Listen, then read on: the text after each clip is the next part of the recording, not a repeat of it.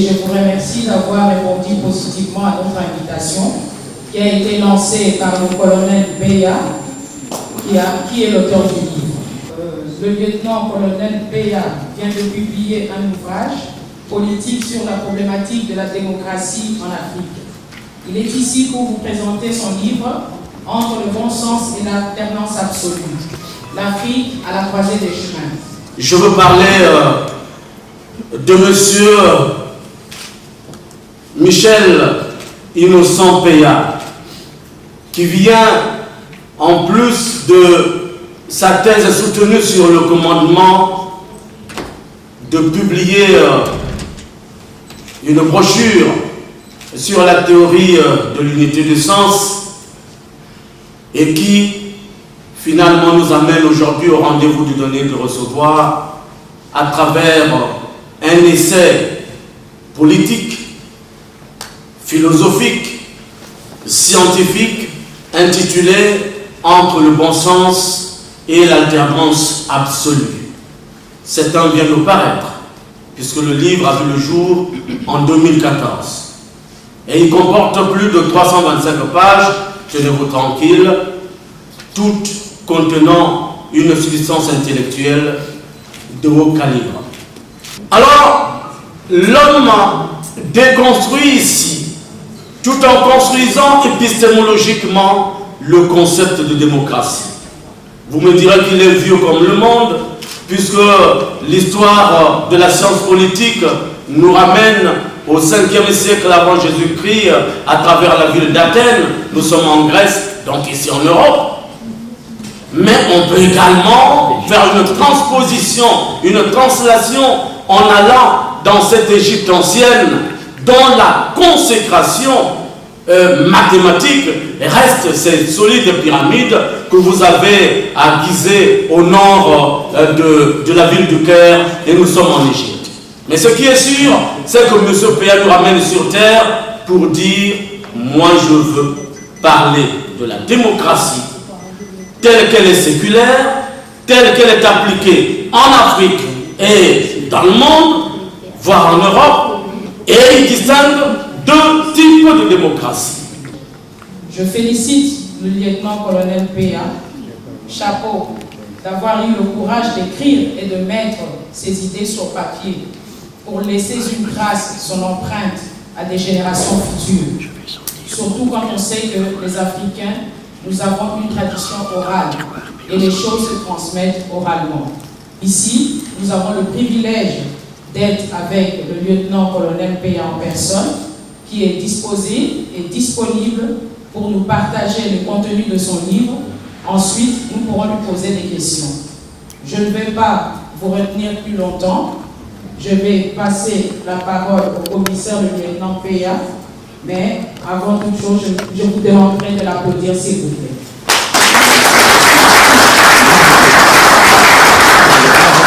Président de l'Université libre de Belgique,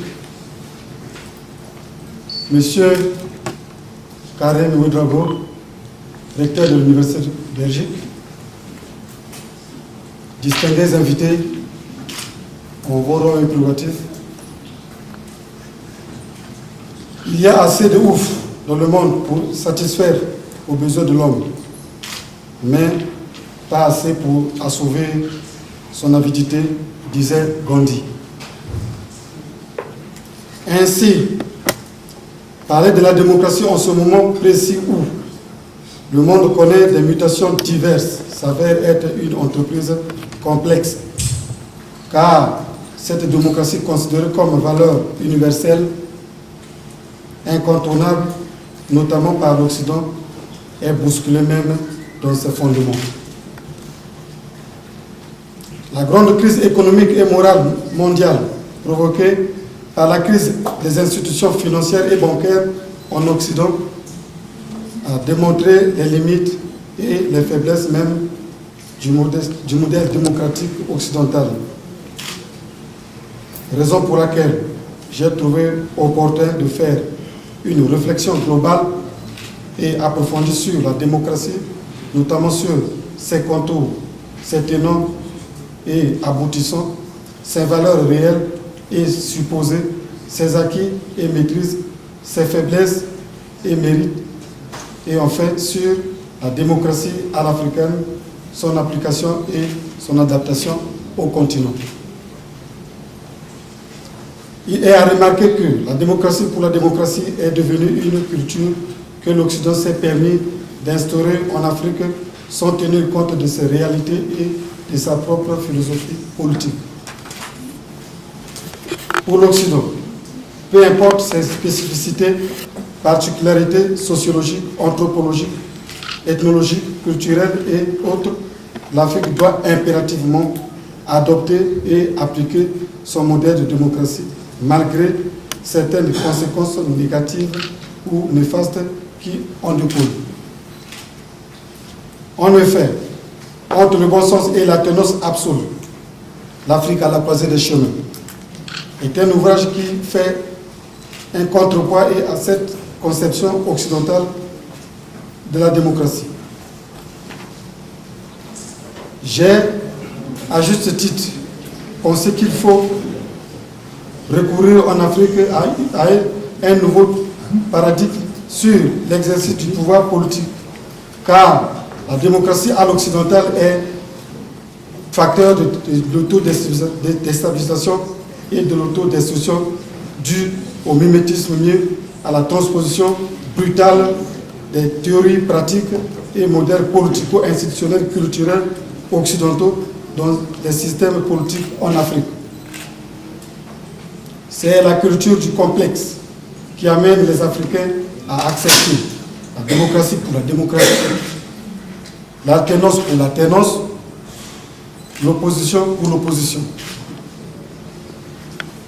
L'objet de ce livre est d'éveiller la conscience de tous les Africains, intellectuels, élites politiques et peuples, afin qu'ils puissent éviter le danger de retomber dans le piège du néocolonialisme. La démocratie appartient à l'humanité tout entière. Aucun peuple, plus qu'un autre, n'en détient la clé. Chacun suit avec elle son propre chemin, fait de rechute et d'espérance.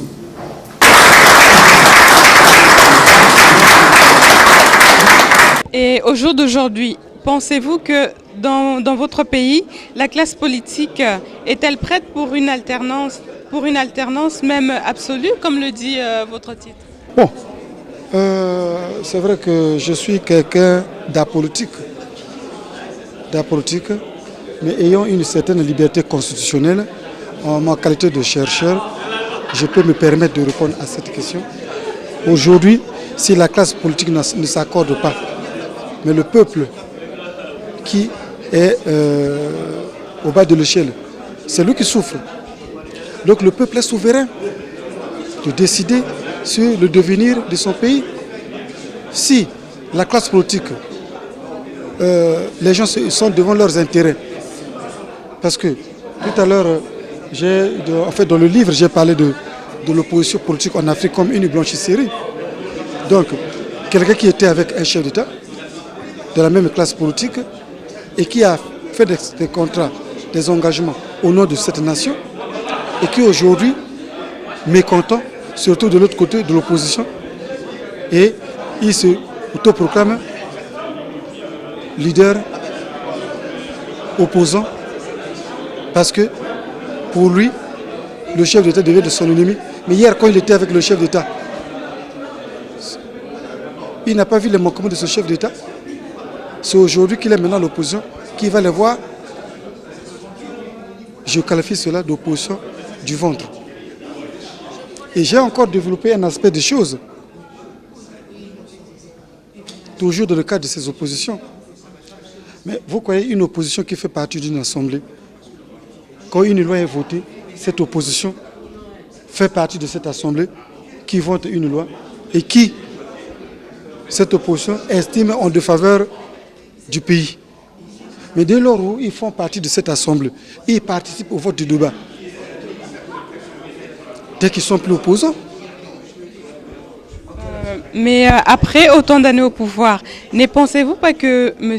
Sassou Nguesso aurait dû déjà finaliser un grand programme d'éducation civique pour la population afin que ce qu'on peut appeler les démons du tribalisme et de la division puissent enfin être éradiqués dans les consciences politiques?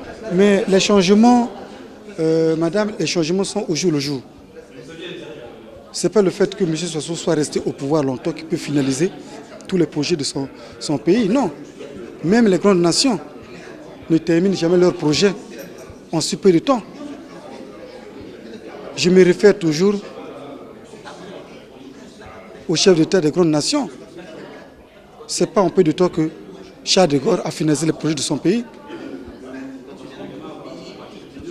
Donc, ce n'est pas aussi le fait que M. Sassou soit resté longtemps qu'il doit finaliser le projet.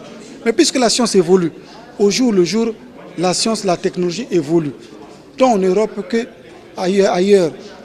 Donc on a besoin de cette évolution pour mettre justement ces changements à profit. Vous avez parlé de la démocratie du bon sens à l'africaine, pardon. N'est-ce pas un aveu indirect que les dirigeants africains cherchent à se cramponner et qui n'ont pas réussi à ce que leur peuple s'approprie la démocratie? Bon, ce n'est pas un vœu des dirigeants d'Afrique peut-être de vouloir rester au pouvoir, de vouloir profiter au maximum. Mais moi je crois que toutes ces questions sont parties des faits que les autres nations vivent. Si l'Afrique dans son entièreté était en paix, peut-être que les doléances du peuple ne seraient pas arrivées. Si aujourd'hui le peuple arrive à se préoccuper, le peuple a peur qu'un leader charismatique, visionnaire, rassembleur le quitte. Parce que le peuple